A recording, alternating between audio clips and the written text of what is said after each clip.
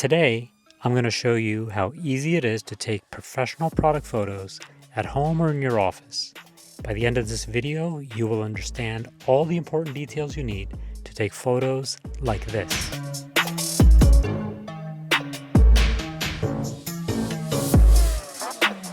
And make sure you stick around to the end to learn how you can get your product featured in my next videos and professionally photographed for free. Let's get started. Okay, I'm going to show you how simple it is to take pictures of products. The main thing is first having a seamless background. You've got to use some kind of paper and just tape it up against a wall or some kind of surface and bring it down in a curve. Okay, so just putting up this sheet for now. I'm going to keep it really simple, and I'll try to do more advanced videos coming up. But I'm going to use this product here. Make sure it's clean. You don't want dust and other things to have to clean off later. So try to get your surface clean. And any preparation work that you do is always going to be helpful in advance. So get those positioned, get your camera, and the type of camera is not important. The main thing is to have this seamless setup. I do recommend you use a tripod. That will help you take the same picture over and over and actually learn from your mistakes. You don't want to just handhold and be completely guessing all the time. So get a tripod. The quality of the tripod is not important when you're getting started. Disregard anything in terms of equipment that you see. That is not what I'm trying to highlight here. The main things are going to be the key steps. I'm going to position the camera at a level that's eye level with the product in this case, just to give it a bit more of a dynamic kind of perspective. All right, so some kind of smooth background. I prefer paper, neutral color, matte finish. You don't want glossy or anything when you're starting out. Tape it up against the wall and curve it. I actually don't have it curved as much as I would like. The larger the curve, the more gradual the light transition will be, and it will look nicer. Then the next step is lighting. In fact, the main stuff that we're going to focus on upcoming videos is going to be lighting. What I'm using here is a flat LED panel. I'm going to use only one light today. And once again, please disregard this setup. We'll talk about it in more detail in future videos, but the only thing the setup allows me to do is make it more convenient for me to position things. It does not actually add value to the photograph itself. So I don't want you to confuse equipment as being the most important thing, because it's not.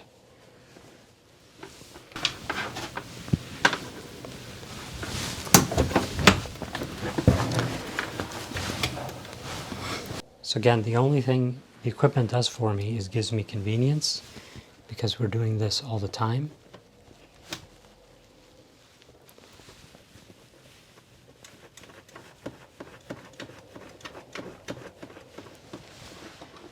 I'm actually going to turn down the brightness of the light pretty much all the way. Okay, using only one light.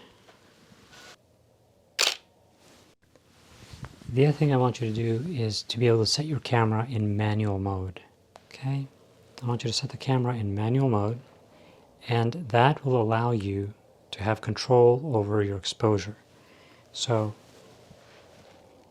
this shot is taken with the exposure reduced. So you notice it looks a lot darker than it is in real life. And this is simply a matter of how long we expose this for. So, and again, we'll talk about this in future videos. The aperture determines how much light comes in, and how long the shot is determines how much light comes in.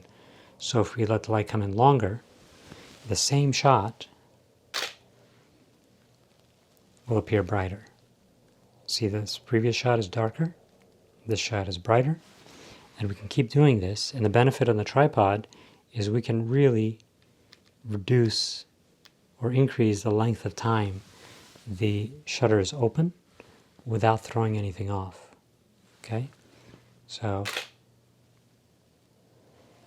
you see that same shot, how bright it is now.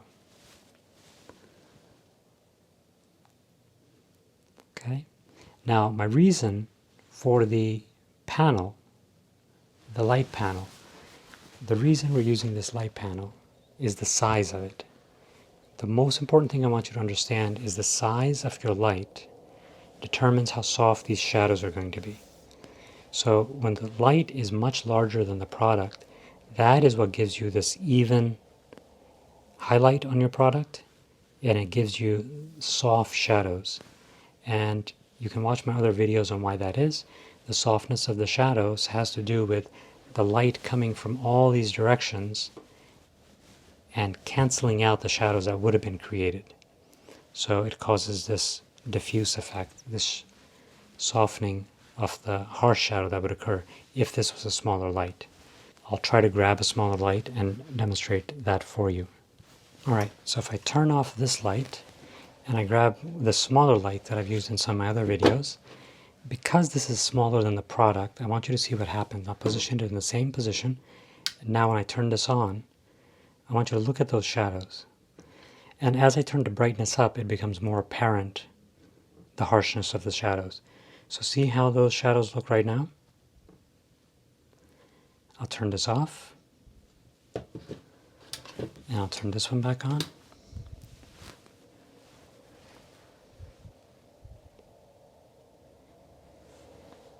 If you can notice this shadow and how this transitions, this shadow and the softness here, and if we compare it with this, so actually I can give you an example. If there was light coming from, say, this direction, you see how it'll start canceling out that shadow?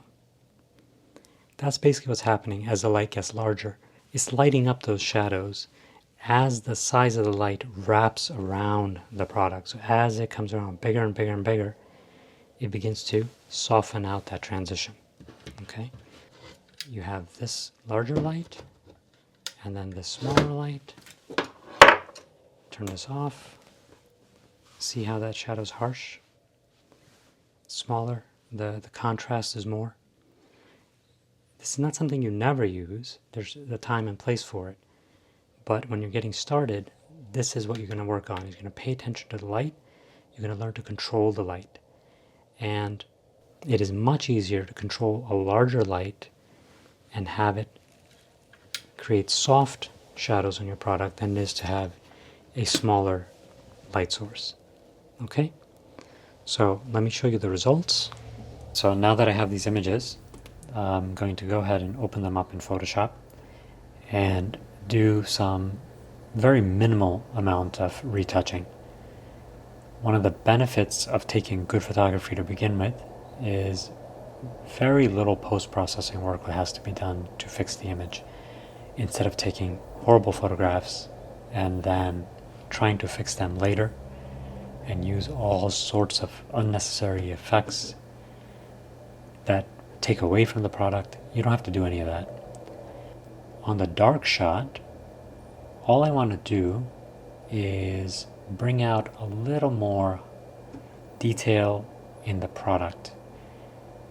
The idea is that in the image, you want the product to be the star, nothing else. Bring the product to the user's hands, basically. With a lot of our purchases being done online, instead of people being able to touch and feel your product in person, the images are their interaction with your product. So you want to display the product at its natural best. So I'm brightening up just a little bit of the product itself, not the background. So I'm selectively choosing a couple of sections here on the product itself. Unfortunately, on the screen, it may look like I'm overdoing it. So to you, because the camera that's photographing my work here, so the video here is distorting some things. So it looks like the highlight that I'm putting in is a bit excessive. It's meant to be fairly subtle. So I don't want to overdo this. Cameras struggle with the darkest and brightest parts of the scene. In this situation where we used only one light, we have lost some of the detail in the label in the front of the product. I just want to bring a little bit of that back. That's all I'm doing here, is bringing back a little bit of the highlights. Now I'm going to go to the last image where the exposure was increased and the overall image was brighter, where the whole image was brighter to begin with. Here again, I'm going to bring out just a little bit. Here again, I want to enhance just a little bit of the product itself in the foreground, basically adding some contrast and clarity in the front of the product itself. The rest is fairly soft focus, and I'm just going to leave it alone. I'm not trying to draw attention to the background, not trying to draw attention anywhere else. Just come in and let's fix a few of the flaws in the product itself. This is one of the reasons I mentioned earlier. Wipe down your product. Make sure it's not covered with dust and lint and other things. They're going to show up in your picture. Picture's going to bring out every problem in your product. Start out with a nice clean product, and you'll have nice clean photographs with very little retouching that you have to do to clean up anything that's left.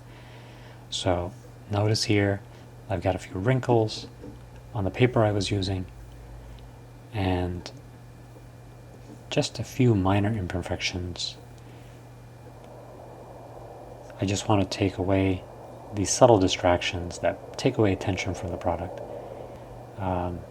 If you really want to be picky, you can zoom in and you can really start cleaning up these tiny little imperfections. Usually dust and scratches and dents and imperfections will become exacerbated in photographs. So the cleaner the product and the more control you have over your lighting, the more flattering the final image is going to be. Here a little bit of our light was in the scene. Let's get rid of that. There's a lot of post-processing that can be done to further enhance these, but I want you to get the basic idea here. This is your basic setup for product photography. This is where you want to start. Forget the camera. Forget having to buy lots of expensive equipment. You need a diffuse light source, a light source larger than your product. That is critical. We'll talk about multi-point lights and things like that over time. If you want help with your product photography, reach out, send a message. I'm going to try to develop more videos on this channel. If you find them helpful, please let me know in the comments down below so I can produce more content like this. In addition, I'm going to try to do a very unique offer. So I'm giving away an opportunity for those of you who are interested to have your product featured in upcoming videos. And I'm going to give away the professional photos that are taken to you that you can use. Tell me what you think about this idea. We can't possibly select everyone. I'm going to do my best to select products which I think will be interesting. That'll be a useful learning experience for everyone. So please reach out, comment below if you're interested. Tell me a bit about what kind of products you have, how we can try to help you with your photography. You can also reach out on our website.